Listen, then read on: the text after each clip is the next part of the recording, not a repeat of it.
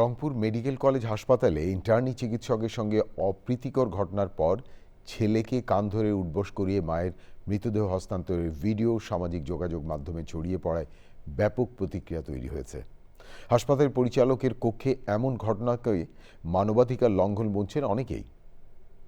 এহসানুল হক সুমনের ভিডিও চিত্রে আরও জানাচ্ছেন মেরিনা লাভলি।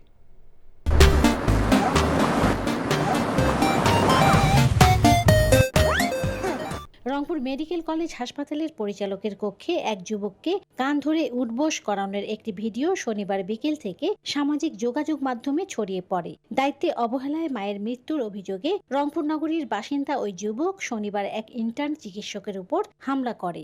এ ঘটনায় ইন্টার্ন চিকিৎসকদের বিরুদ্ধে হাসপাতালে মৃতদেহ আটকে রাখার অভিযোগ করেন স্বজনরা। আমাকে কান ধরে উঠবোস করেছে, তাও আমি মানে দিচ্ছি। ছেলে যে একটা আছে, মা যে নাই, এটা বলি যাচ্ছে, এইটা যেন কারোর সাথে না হয় মেডিকেল থেকে।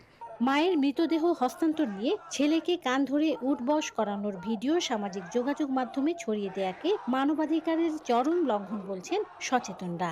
মৃত ব্যক্তির লাশ আটকে রাখা এবং মৃত ব্যক্তির স্বজনকে কান ধরে উঠবোস করানো এবং এটা সোশ্যাল মিডিয়ায় পাবলিশ করা, এটা যেমন আইনানুগভাবে অপরাধ হয়েছে তেমনি মানবাধিকার লঙ্ঘন হয়েছে। এদিকে চিকিৎসকদের নিরাপত্তায় আইনানুগ ব্যবস্থা নেয়ার কথা জানিয়েছেন রংপুর মেডিকেল কলেজ হাসপাতালের পরিচালক। এই ক্ষেত্রে আমরা আইনানুগভাবে ব্যবস্থা নিতে হবে, কারণ এটা না হলে আমাদের ডাক্তারদের বিরুদ্ধে এই ধরনের জিনিসটা বারবার ঘটতে থাকে। রংপুর মেডিকেল কলেজ হাসপাতালে রোগীদের চিকিৎসা নিশ্চিত করা সহ চিকিৎসক ও নার্সদের নিরাপত্তা নিশ্চিতেরও দাবি জানিয়েছেন সেবা গ্রহীতারা। রংপুর থেকে মেরিনা লাভলি, চ্যানেল আই।